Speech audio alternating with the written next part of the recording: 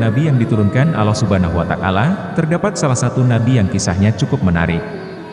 Dialah Nabi Daniel yang diturunkan untuk membimbing kaum Bani Israel. Akan tetapi, makamnya harus disembunyikan dari semua orang untuk mencegah kemusyrikan.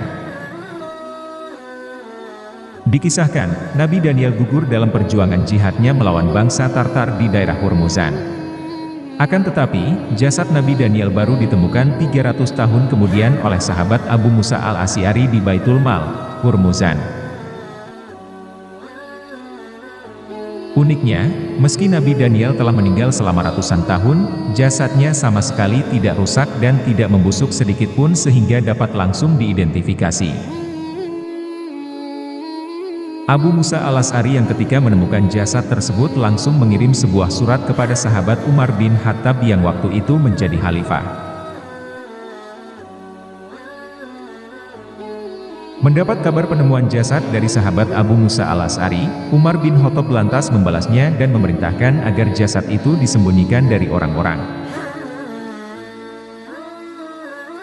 Ibnu Taimiyah menjelaskan balasan surat Umar bin Khattab itu, pada siang hari, galilah 13 lubang kubur kemudian makamkanlah pada malam hari di salah satu lubang tersebut.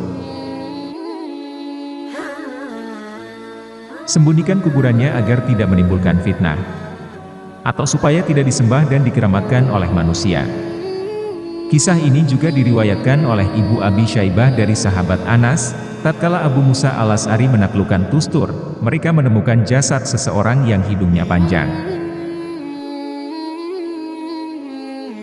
Penduduk Hormuzan meminta bantuan dan meminta hujan dengan perantara jasad tersebut. Abu Musa pun segera menulis surat yang ditujukan kepada sahabat Umar bin Khattab. Umar lantas membalas surat tersebut, sesungguhnya jasad itu adalah nabi di antara para nabi. Api tidak akan membakar jasad para nabi dan bumi tidak akan merusaknya. Hendaklah engkau dan salah seorang sahabatmu menguburkannya di tempat yang tidak ada seorang pun yang mengetahuinya kecuali kalian berdua. Kemudian aku dan Abu Musa al-Asy'ari pergi untuk menguburkannya. Hadis riwayat Ibnu Abi Syaibah dengan sanad sahih. Sementara itu, Ibnu Katsir mengatakan bahwa jasad yang ditemukan itu jelas Nabi Daniel.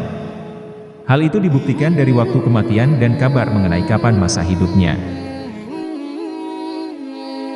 Dalam Al-Bidayah wa Nihayah dikatakan oleh Ibnu Katsir, waktunya atau perkiraan lamanya meninggal dekat dengan waktu kehidupan Nabi Daniel. Jika begitu, bisa dipastikan itu adalah Nabi Daniel karena sesuai dengan perkiraannya yakni lama meninggal dan waktu ditemukan jasadnya.